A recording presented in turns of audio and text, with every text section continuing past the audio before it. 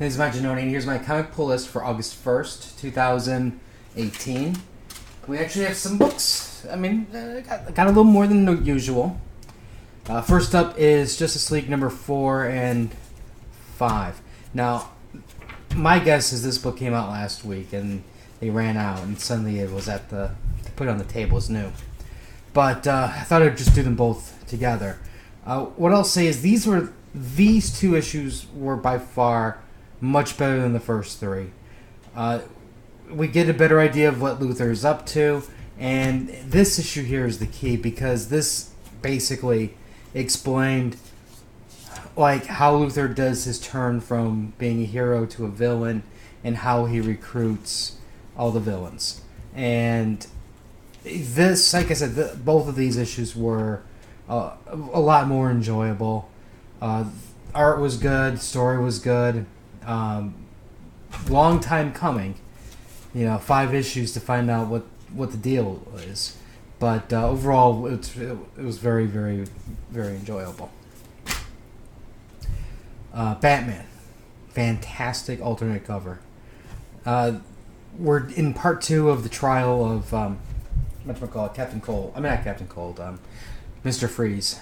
And Bruce is basically... There was a little temper tantrum, because people are getting upset that, the Playboy is keeping everybody from going back to their lives. People got to go to work. People have babysitters. That's been... And by babysitters, I mean, these guys have been in a hotel for a while now. And, family's been covering for them, taking care of the family. And then, they got to get back to their lives. So they're getting a little agitated. And Bruce is basically trying to come at it from multiple angles to show, how Mr. Freeze is innocent. And, at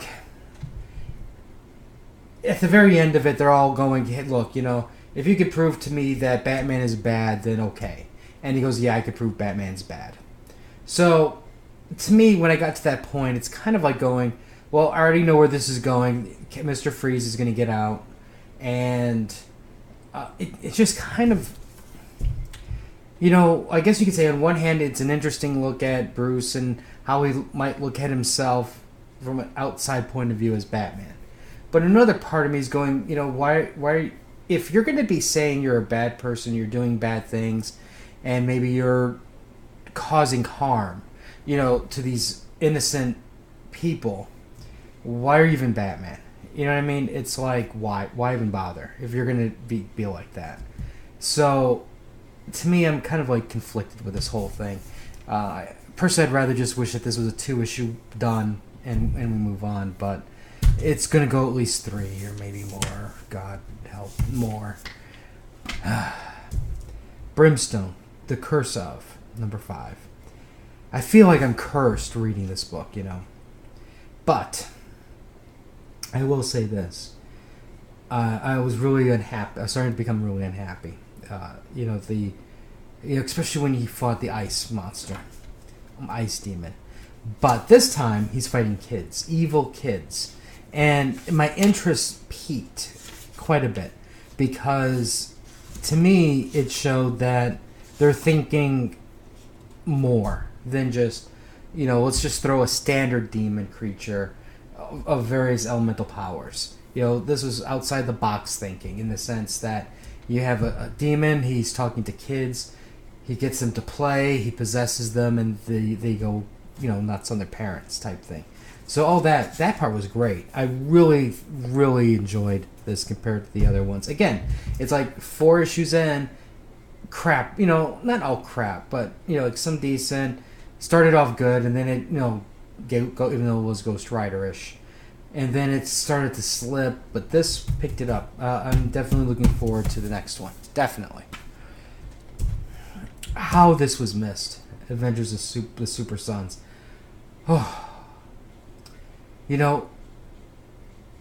It just pained me that they canceled this book. And this book was, it wasn't the top seller, but it was respectable.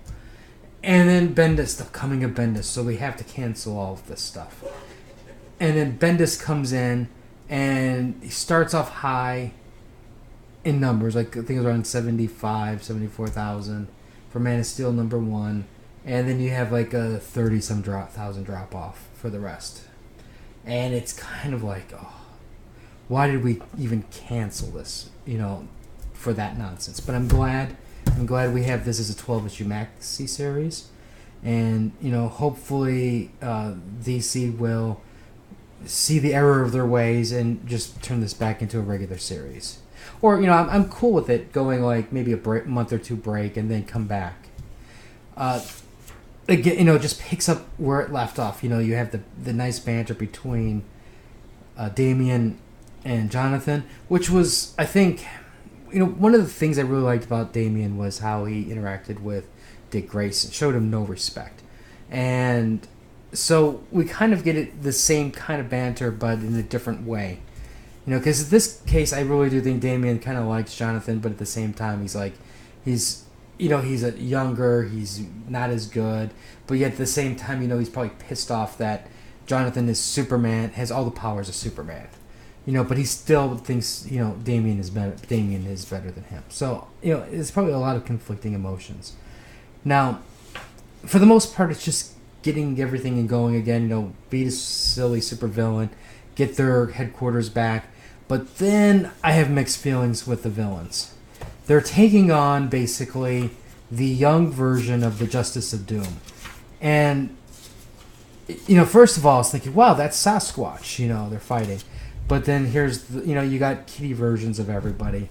And, I don't know what to think about this. Because, on one hand, it would probably go great in a cartoon. But on another hand, I'm just going, why? Why do we have to stoop to this level? Why can't you give them something unique? But I don't know. We'll see. I did enjoy it, though. So that's good. Another great cover, Deathstroke. I actually bought it because I kind of looked through it and I saw the cover. I was like, wow, yeah, this was cool. Basically, it's the whole fight is basic. The whole issue is for the most part Deathstroke taunting a little bit of Bruce Wayne, and there's a little bit of Damian, like who the real father is. But Slade's even going, well, look, Bruce, you don't even know who the real father is. Let's be honest. And overall, then it goes into the big fight, and that's what I really wanted it for, the fight. Overall, this fight is what really is sorely needed in most comic books. It's because like most fights are just done really quick and they're done. This is just fight, page after page of fighting, and this is how you would expect some of these superhero villain fights to go.